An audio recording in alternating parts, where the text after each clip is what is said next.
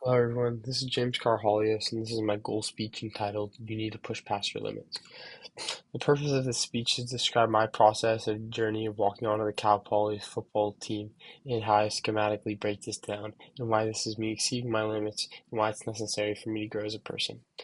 When people stay stagnant and get in the comfort zone, they generally become less productive and their life takes a downward spiral. A big part of growing up is learning to take that step and to attempt something outside of your comfort zone. The challenge of walking onto a Division One football program is no joke, and it takes a lot of calculated decisions and dedication to achieve this feat. My goal is to accomplish this by sticking to a strict weightlifting program and sport-specific movements and a flawless recovery method. This is important to me because I went to a small high school where we did not even play 11-man football, and instead we played 8-man football so there's only 8 players on the field for each team instead of 11, and so it would be really like amazing for me to go and play at a Division 1 school. And I hope this attempt to push past my limits urges everyone else to do the same. So weightlifting. So first off, weightlifting effectively will provide me with the size and athleticism I need to compete at the next level. Lifting is the number one way to improve athleticism and strength. Becoming stronger is generally so important, and it's just amazing because you become a force that others cannot reckon with.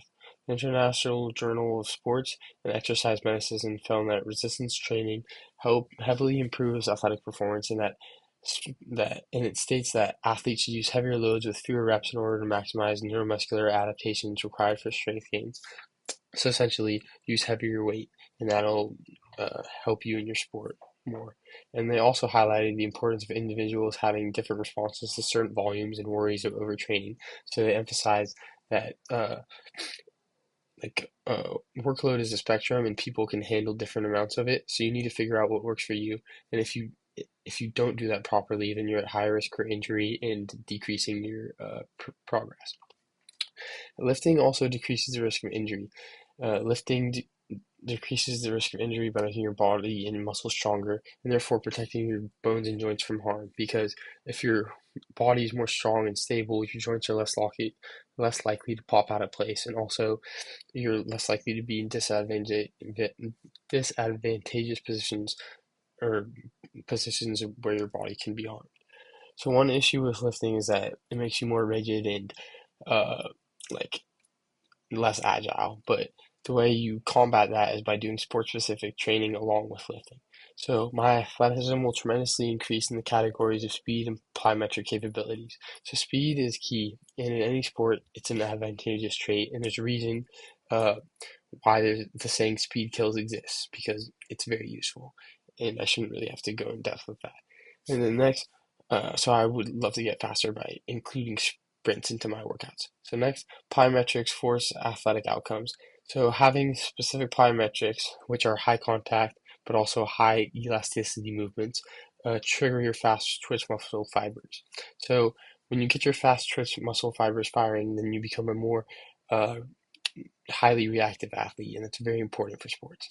So with both lifting and these sport-specific trainings, the body needs to be taken care of through very proper recovery.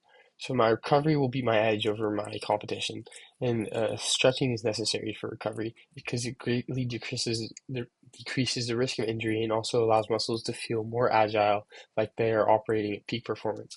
The NCSA conducted a study in which they found that stretching is very helpful for athletes, but static stretching can be detrimental if done prior to a workout, and is specifically stated to have negative effects on force production, power performance, strength endurance, reaction time, and running speed. So essentially, stretching um, statically will cause you. With static stretching is when you like hold a stretch for a long period of time. So if you do that before workout, it'll make your muscles less effective, and also you're likely to more likely to get injured. So what you want to do before your workouts is dynamic stretching. So not holding the stretches for a long time and just getting into like specific positions, but then like getting out of them and then getting back into them. And then you want to do the static stretching, like holding your toe or like reaching down, touching your toes, and holding it for 30 seconds later. So next, sleep and diet are just as important because the fuel that your body runs on will take you as far as you need to go, and this is why you need to make sure that your diet is top notch. Additionally, the body needs rest, and proper sleep needs to be allocated so that the training session will be effective.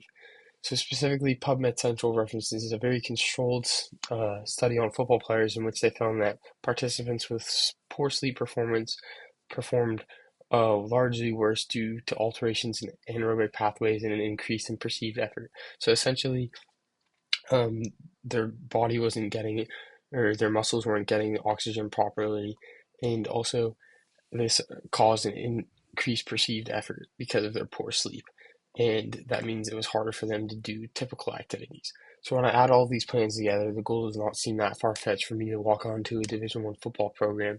And that's why breaking school goals down schematically can help you accomplish things you never thought were possible. So overall, weightlifting will help me look the part and provide strength necessary for this journey. Sport-specific training keeps the muscles I will grow in tune and useful for the ultimate goal, which is dominating football.